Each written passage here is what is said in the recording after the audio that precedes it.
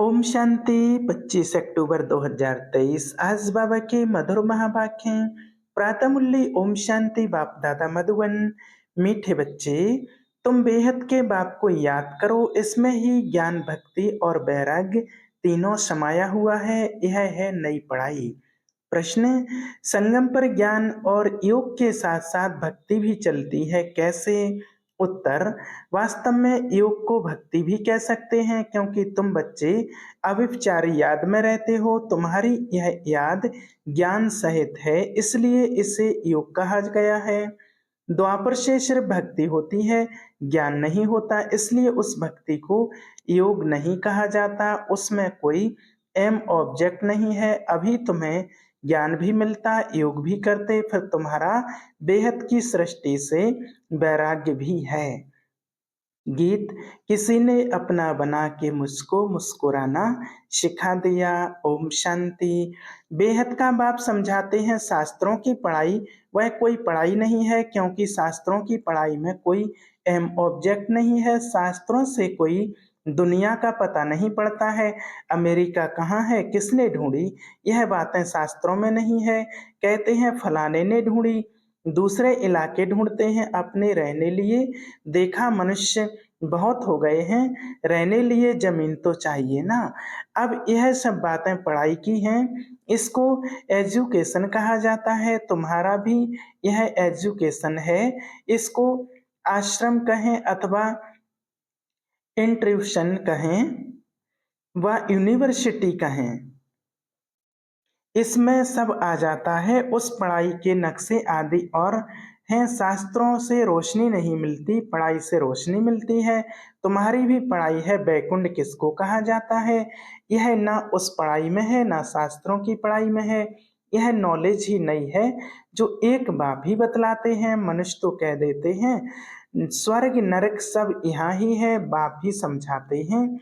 स्वर्ग नरक किसको कहा जाता है, यह बातें ना शास्त्रों में है, ना उस एजुकेशन में है। तो नई बातें होने कारण मनुष्य मूझते हैं, कहते हैं ऐसा ज्ञान तो कभी सुना नहीं। यह तो नई वंडरफुल बातें हैं जो कभी कोई ने नहीं सुनाई हैं। है भी बरोबर नई बातें, ना उस एजुकेशन वाले सुना सकते, ना सन्यासी आदि सुना सकते। इसलिए परमपिता परमात्मा को ही ज्ञान का सागर कहा जाता है। बेहद की हिस्ट्री ज्योग्राफी भी समझाते हैं, ज्ञान से स्वर्ग और नरक का विस्तार भी सुनाते हैं। यह नई बातें हैं ना। इस पढ़ाई में सब कुछ ज्ञान भी है, योग भी है, पढ़ाई भी है, भक्ति भी है। योग को भक्ति भी कह सकते हैं, क्योंकि एक के साथ योग लगाना, उनको याद करना होता है। वह भक्त लोग भी याद करते हैं, पूजा करते हैं, गाते हैं। वह भक्ति करना कोई योग नहीं कहेंगे। समझो जैसे मीरा थी, श्री कृष्ण के साथ योग लगाती थी, उनको याद करती थी, परंतु उसको भक्ति कहा जाता। उनकी बुद्धि में कोई एम ऑब्जेक्ट नहीं है। इसको ज्ञान भी कहते, भक्ति भी कहते। योग लगाते हैं, एक को याद करते हैं। सतयुग में ना भक्ति होती ना ज्ञान। संगम पर ज्ञान और भक्ति दोनों ही हैं, और द्वापर से लेकर सिर्फ भक्ति चलती आई है। किसको याद करना, उसको भक्ति कहते। यहाँ यह ज्ञान भी है, योग भी है, भक्ति भी है। समझ सकते हैं वह सिर्फ भक्त हैं, तत्व से योग लगाते हैं, परंतु उनका है अनेकों के से योग, इसलिए उनको भक्त कहते। तुम्हारा यह है अविचारी योग। यह ज्ञान सागर खुद बैठ पढ़ाते हैं, उनसे योग लगाना होता है। वह तो आत्मा को ही नहीं जानते, हम तो जानते हैं। परमपिता परमात्मा बाप के साथ बुद्धि योग लगाने से हम बाप के पास चले जाएंगे। वह हनुमान को याद करते हैं तो उनका साक्षात्कार हो जाता है। उनको व्यभिचारी कहा जाता। यह है अव्यभिचारी योग, सिर्फ एक बाप को याद करना है। तो इसमें ज्ञान, भक्ति, वैराग्य सब इकट्ठे हैं, और वह उनों का सब अलग अलग है। भक्ति अलग, ज्ञान भी सिर्फ शास्त्रों का है, वैराग्य भी हद का है। यहाँ बेहद की बात है।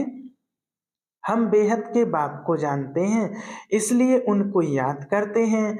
वह भल शिव को याद करते, परंतु विकर्म विनाश नहीं होंगे, क्योंकि वह ऑक्यूपेशन को नहीं जानते। विकर्म विनाश होने का ज्ञान ही नहीं। यहाँ तो बाप की याद से विकर्म विनाश होते हैं, वहाँ काशी कलवट खाते हैं तो उनके विकर्म विनाश होते हैं, भोगना भोगनी पड़ती है। परंतु ऐसे नहीं कि तुम्हारे मुआफिक आहिस्ते आहिस्ते कर्मातीत बनते हैं। नहीं, उनके विकर्म सजाएं खाते खाते खत्म होते हैं, हाफ नहीं हो जाते हैं। तो यह पढ़ाई भी है, ज्ञान भी है, योग भी है, इसमें सब है। सिखलाने वाला एक ही बाप है। इनको आश्रम अथवा इंस्टीट्यूशन कहा जाता है। लिखा हुआ है, बड़ा अच्छा है। आगे ओम मंडली नाम रॉन्ग था, अभी समझ आई है। यह नाम बिल्कुल अच्छा है, कोई को भी समझा सकते हो कि ब्रह्मा कुमार तो तुम भी हो, बाप है सबका रचयिता। उनको पहले पहले सूक्ष्म वतन रचना है। ब्रह्मा विष्णु शंकर है सूक्ष्म वतनवासी, नई सृष्टि रचते हैं तो जरूर प्रजापिता ब्रह्मा चाहिए। सूक्ष्म वतन वाला तो यहाँ आ न सके, वह है संपूर्ण अव्यक्त। यहाँ तो साकार ब्रह्मा चाहिए ना, वह कहाँ से आए? मनुष्य इन बातों को समझ ना सके। चित्र तो है ना, ब्रह्मा से ब्राह्मण पैदा हुए, परंतु ब्रह्मा आए कहाँ से? फिर एडॉप्शन होती है। कोई जैसे कोई राजा को बच्चा नहीं होता है तो एडॉप्ट करते हैं, बाप भी इनको एडॉप्ट करते हैं, फिर नाम बदल कर रखते हैं प्रजापिता ब्रह्मा। वह ऊपर वाला तो नीचे आ ना सके, नीचे वाले को ऊपर जाना है। वह है अव्यक्त, यह है व्यक्त। तो इस रहस्य को भी अच्छी रीति समझना है, क्योंकि सबका प्रश्न उठता है। कहते हैं दादा को कभी ब्रह्मा, कभी भगवान, कभी श्री कृष्ण कहते हैं। अब इनको भगवान तो कहा नहीं जाता, बाकी ब्रह्मा और श्री कृष्ण को तो कह सकते हैं, क्योंकि श्री कृष्ण सुंदर से श्याम बनता है तो जब रात है तब कहेंगे ब्रह्मा, जब दिन है तब कहेंगे श्री कृष्ण। श्री कृष्ण की आत्मा का अभी यह अंतिम जन्म है और यह श्री कृष्ण है आदि का जन्म। यह क्लियर कर लिखना पड़े। 84 जन्म राधे कृष्ण के व लक्ष्मी नारायण के बताने पड़े। यहाँ फिर उनको एडॉप्ट करते हैं तो ब्रह्मा का दिन और ब्रह्मा की रात हो जाती है। वही फिर लक्ष्मी नारायण का दिन और रात, उनकी वंशावली का भी ऐसे हुआ। तुम अब ब्राह्मण कुल के हो, फिर देवता कुल में के बनेंगे तो ब्रह्मा कुमार कुमारियों का भी दिन और रात हुआ ना। यह बड़ी समझने की बातें हैं, चित्रों में भी क्लियर है। नीचे तपस्या कर रहे हैं, अंतिम जन्म है। ब्रह्मा आए कहाँ से, किससे पैदा हो? तो ब्रह्मा को एडॉप्ट करते हैं, जैसे राजा एडॉप्ट करते हैं, फिर उनको राजकुमार कहते हैं, ट्रांसफर कर देते हैं प्रिंस ऑफ फलाना। पहले तो प्रिंस नहीं था, राजा ने एडॉप्ट किया तो नाम डाला प्रिंस। यह रस्म रिवाज चलती आई है। बच्चों को यह बुद्धि में आना चाहिए। दुनिया नहीं जानती कि बाप किस कैसे पुरानी दुनिया का विनाश और नई दुनिया की स्थापना करते हैं। यह रोशनी तुम बच्चों को है, तुम्हारे में भी नंबरवार है। आगे चलकर छोटी छोटी बच्चियां भी बहुत तीखी होती जाएंगी, क्योंकि कुमारियां हैं। लिखा हुआ भी है कि कुमारियों द्वारा बाण मरवाए, कुमारियों का चमत्कार नंबर 1 में गाया गया है। मम्मा भी कुमारी है, सबसे तीखी गई है। कहा जाता है डॉक्टर सोस मदर, मदर तो नहीं बैठ कोई से बात करेगी। यह माँ तो हो गई गुप्त, वह मम्मा है प्रत्यक्ष। तो तुम शक्तियां अथवा बच्चों का काम है माँ का सो करना। बहुत अच्छी अच्छी बच्चियां भी हैं जिनका पुरुषार्थ अच्छा चलता है।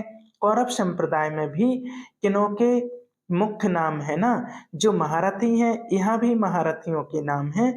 सबसे बड़ा है शिव बाबा, ऊंचे ते ऊंच भगवान, उनका ऊंचा ठाव है। वास्तव में ठाव रहने का स्थान तो हम आत्माओं का भी ऊंच है। मनुष्य तो सिर्फ महिमा करते रहते हैं, जानते कुछ भी नहीं। हम आत्माएं भी वहां की रहने वाली हैं, परंतु हमको जन्म मरण में आकर पार्ट बजाना है। वह जन्म मरण में नहीं आते, पार्ट उनका भी है, परंतु कैसे है यह भी तुम जानते हो। अभी तुम बच्चे समझते हो यह शिव बाबा का रथ है, अश्व अथवा घोड़ा भी है, बाकी वह घोड़ा गाड़ी नहीं है। यह भी जो भूले हुए हैं, यह ड्रामा में नूंद है। आधा कल्प हम भी भूल में भटकते भटकते एकदम भटक जाते हैं। अभी रोशनी मिली है तो बहुत खबरदार हो पड़े हैं। जानते हैं यह पुरानी दुनिया खत्म होनी है। हमको नष्टोमोहा बनना है, कमल फूल समान ग्रस्त व्यवहार में रहते नष्टोमोहा बनने का पुरुषार्थ करना है। तोड़ तो सबसे निभाना है, साथ भी रहना है। यह भट्टी भी बननी थी जैसे कल पहले बनी थी। अभी तो कहते हैं ग्रस्त व्यवहार में रहे, मेहनत करनी है। यहाँ घर बार छोड़ने की बात ही नहीं। हम तो घर में बैठे हैं ना।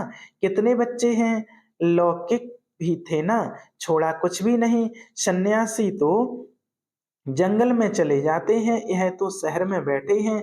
तो उनसे तोड़ निभाना है, बाप की रचना है। बाप कमा कर बच्चे को वर्षा देते हैं, पहले तो वर्षा देते हैं काम विकार का, फिर उनसे छुड़ाकर निर्विकारी बनाना बाप का ही काम है।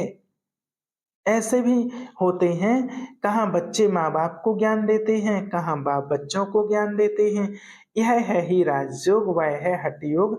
आत्मा को नॉलेज मिलती है परमात्मा से। मैं ब्रह्मा राजा, राजाओं का राजा था, अब रंक बना हूँ, रंक से राव गाया हुआ है।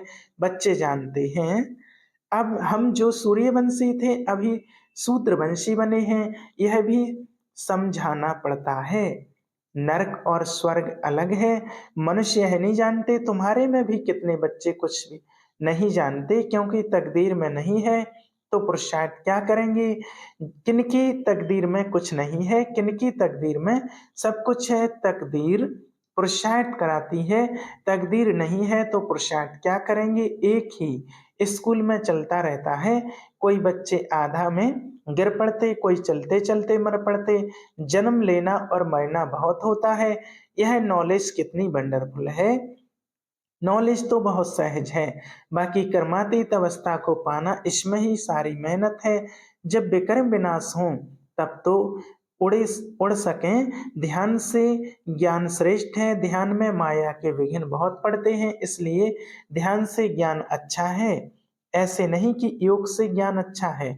ध्यान के लिए कहा जाता है, ध्यान में जाने वाले आज हैं नहीं।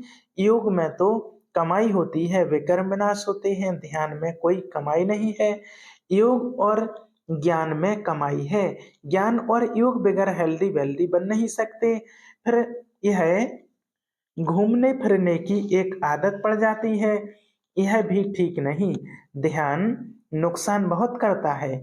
ज्ञान भी है सेकंड का, योग कोई सेकंड का नहीं है। जहाँ जीना है वहाँ योग लगाते रहना है।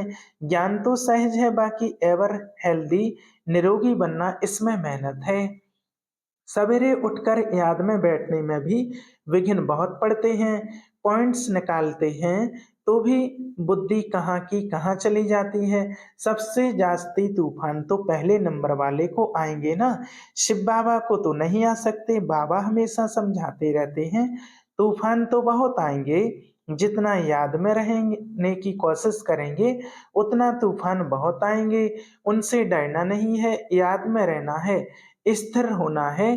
तूफान कोई हिला ना सके, यह अंत की अवस्था है। यह है रूहानी रेस। शिव बाबा को याद करते रहो, यह भी समझने की और धारण करने की बातें हैं। धन दान नहीं करेंगे तो धारणा नहीं होगी, पुरुषार्थ करना चाहिए। दो बाप के पॉइंट किसको समझाना बहुत इजी है, यह भी तुम भी ही जानते हो। बाप 21 जन्मों का वर्षा देते हैं। तुम कहेंगे इन लक्ष्मी नारायण को बाप से किस जन्मों का वर्षा मिला है। बाप ने उनको राजयोग सिखलाया और कोई मुख से कह ना सके कि उन्हें भगवान ने यह वर्षा दिया। दुनिया में कोई किस बात में खुश रहते हैं। तुम जिस बात में खुश रहो उसको कोई नहीं जानते। मनुष्य तो आधा कल्प क्षण भंगुर के लिए खुशी मनाते हैं। तुम हो सच्चे ब्राह्मण कुलभूषण, जो योगी और ज्ञानी हो। तुम्हारे इस अतीन्द्रिय सुख की खुशी को और कोई जान नहीं सकते।